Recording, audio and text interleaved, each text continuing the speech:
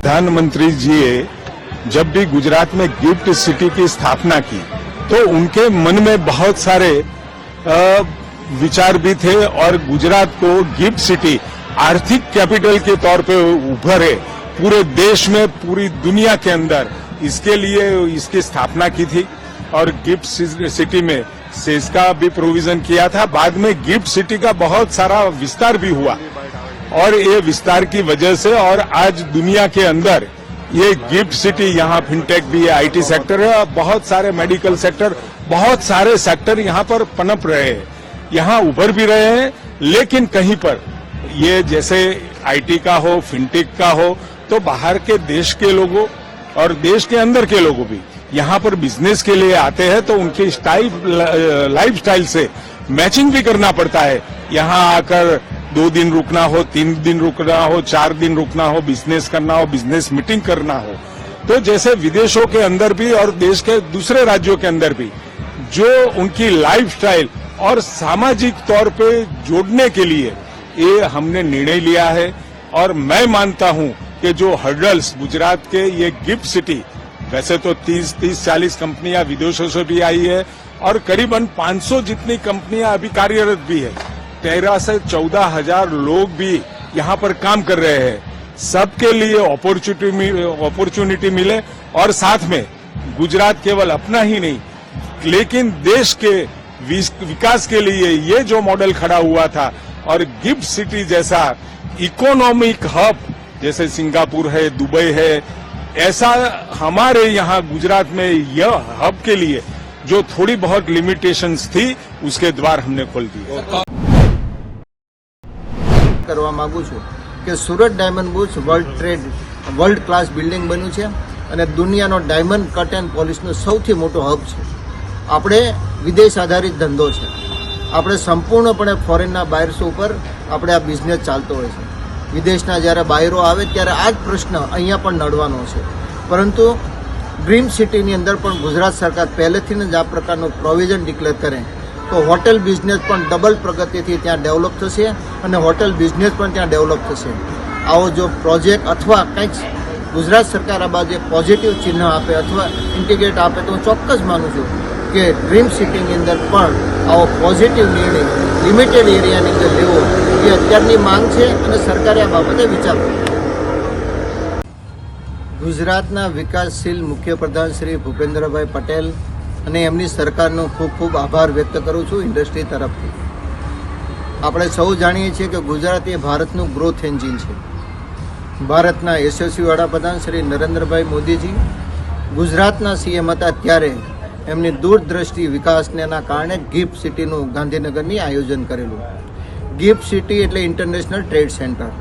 આ ટ્રેડ સેન્ટરની અંદર બધી જ પ્રકારના બિઝનેસો, વિદેશથી આવતા લોકો પોતાની ઓફિસ ત્યાં લઈને અને ધંધો આસાનીથી સરળ રીતે કરી શકે એની માટે ભારત સરકારે અવારનવાર બજેટની અંદર પણ છૂટછાટો આપી હતી, પરંતુ ક્યાંક એમના વિકાસની અંદર કંઈક રૂંધાતો હોય એવું અનુભવી રહ્યા હતા। પરંતુ આજે ગુજરાત સરકારે જે નિર્ણય લીધો છે ગિફ્ટ સિટી એરિયાની અંદર આલ્કોહોલ ફ્રી એરિયા ડિક્લેર કર્યો છે, એના કારણે હું ચોક્કસ માનું છું કે ગિફ્ટ સિટીનો ગ્રોથ ડબલ ગ્રોથ થશે અને ગુજરાતના વિકાસની હરણફાળ ગુજરાત ભરશે। ડર પબ્લિકને હોય કે ભાઈ ગુજરાત એ ડ્રાય સ્ટેટ છે, એની અંદર આવી છૂટછાટો ન હોય, પરંતુ જે પ્રમાણે વિદેશની અંદર જે પ્રમાણે સરકારો નિર્ણય લઈ, આપણે દુબઈની પણ વાત કરી કે દુબઈની અંદર પણ એટલું રેજિસ્ટર્ડ લોકો હતા, પરંતુ એના ડેવલપમેન્ટ માટે દુબઈ સરકારે પણ આ પ્રકારનો પોઝિટિવ નિર્ણય લઈને આજે એમની પ્રગતિ ક્યાં છે। દારૂ પીવો કે ન પીવો વ્યક્તિગત આધાર છે। ધારો કે છૂટી આપી છે તો એનો મિનિંગ એવો નથી કે ત્યાં જઈને દારૂ પીવો, તમારી ઈચ્છા તમારે પીવો કે ન પીવો, પરંતુ જે વિદેશના લોકો હોય છે એમની માટે જે રીતના આપણે છાશ પીએ છીએ એ રીતના લોકો વાઇન અને આલ્કોહોલ જમવા સાથે કે આમનામ પીતા હોય છે, પરંતુ આ છૂટના કારણે ચોક્કસ રેસ્ટોરન્ટ હોટલ્સની અંદર લાયસન્સ ઇસ્યુ કરવામાં આવે છે। તમામ જગ્યાએ હોટલોમાં વિદેશથી આવતા, ભારતના અલગ અલગ ખૂણેથી આવતા લોકોને હોટલોમાં છૂટછાટ આપવામાં આવી છે। એ જ રીતે ગિફ્ટ સિટીની અંદર બહારથી આવતા ડેલિગેટ્સ, ફોરેનર્સ અને આ દેશનું એક બહુ જ મોટું આઈટી હબ બનવા જઈ રહ્યું છે। બહુ જ મોટા રોકાણકારો અહીં આવી રહ્યા છે. જે રીતે ગિફ્ટ સિટીને ડેવલપ કરવાનું એક સપનું છે રાજ્ય સરકારનું, કેન્દ્ર સરકારનું, એના માટે દેશ વિદેશમાંથી અનેક રોકાણકારો અહીં આવી રહ્યા છે. અનેક મલ્ટીનેશનલ કંપનીઓ અહીં આવી રહી છે. આ કોઈ નવું નથી. ગુજરાતમાં હોટલો, રેસ્ટોરન્ટોની અંદર ઘણી જગ્યાએ લિકરની છૂટ છે, પણ એ બહારથી આવતા, એ વિદેશથી આવતા, દેશના બીજા ખૂણાઓમાંથી આવતા લોકો માટે છે. આ કોઈ ગુજરાતીઓ માટે છૂટ નથી આપવામાં આવી. એવું નથી કે અહીંયા ગિફ્ટ સિટીમાં હવે ચડેચોક દારૂ પીને ફરી શકાશે. અહીંયા એવું નથી કે લાયસન્સ વગર કોઈ પી શકશે. એના ચોક્કસ માપદંડો, એના ધારાધોરણો નક્કી કરી અને રાજ્ય સરકારે કોઈ છૂટ આપી છે. ગિફ્ટ સિટી એક અલગ એરિયા ડેવલપ થઈ રહ્યો છે અને આ ગિફ્ટ સિટીની અંદર દેશ વિદેશના અનેક રોકાણકારો આવી રહ્યા છે. મારો હંમેશા વિરોધ રહ્યો છે એ દેશી શરાબથી, હલકી ગુણવત્તા સાથે જે પીવે છે અને જલ્દી મરી જાય છે. મારો હંમેશા એ વિરોધ રહ્યો છે કે આમ જનતા, સામાન્ય લોકો આ દારૂના દૂષણના કારણે મરે નહીં, એમના પરિવારો બરબાદ ના થાય. એ મુહિમ, એ સામાજિક મુહિમ આજે પણ ચાલુ છે. પરંતુ ગિફ્ટ સિટી એક અલગ એરિયા ડેવલપ થઈ રહ્યો છે અને એના માટે રાજ્ય સરકારે જ્યારે કોઈ નિર્ણય કર્યો છે ત્યારે એનો સંપૂર્ણ અભ્યાસ હજુ મેં નથી કર્યો. પરંતુ આપને ચોક્કસ કહું કે એમાં એ ચોક્કસ માપદંડો સાથે, એના લાયસન્સ સાથે કોઈ છૂટછાટ આપવામાં આવી છે. એવી છૂટછાટ નથી કે ગિફ્ટ સિટીમાં ગમે તે પીને જતા રહે. આના માટે ફોરેનના અને દેશના અનેક જે ઉદ્યોગો, વેપારીઓ અને એમની સાથે જોડાયેલા દેશના અલગ અલગ ખૂણેથી લોકો જે આવે છે એમના માટે છે.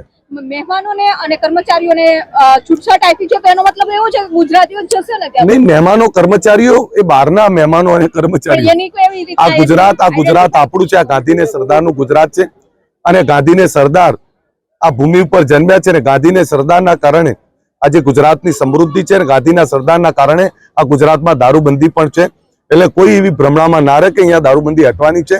હું આપને હજુ પણ કહું કે તમે બધા જાણો છો, આપ બધા જાણો છો કે ગુજરાતમાં અમુક એવી હોટલો, અમુક રેસ્ટોરન્ટોને લાયસન્સ ઇસ્યુ કરવામાં આવે છે. એ જ તર્જ ઉપર અહીંયા લાયસન્સ ઇસ્યુ થયા છે. અહીંયા કોઈ ખુલ્લેઆમ દારૂના વેપલાઓ નથી ચાલવાના. આભાર.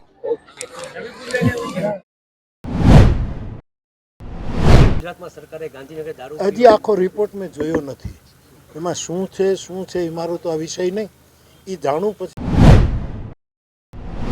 આજે પશ્ચિમની સંસ્કૃતિની ઉપર એવી એક દોડ છે અને પશ્ચિમની સંસ્કૃતિ ભારતીય સંસ્કૃતિને એટલું બધું નુકસાન કરી રહી છે, ત્યારે સંતોના મત પ્રમાણે તો ચોક્કસ કહી શકાય કે દારૂબંધી જરૂરી છે.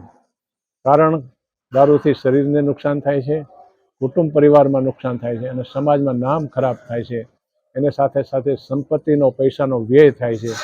એટલે સંતોના મંતવ્ય પ્રમાણે અને જાણવા મળેલી બાબતો પ્રમાણે શરીરને દારૂ નુકસાનકારક છે. એટલે દારૂબંધી એ આપણા માટે હિતાવહ છે. દારૂની છૂટ ગુજરાત માટે જરૂરી નથી.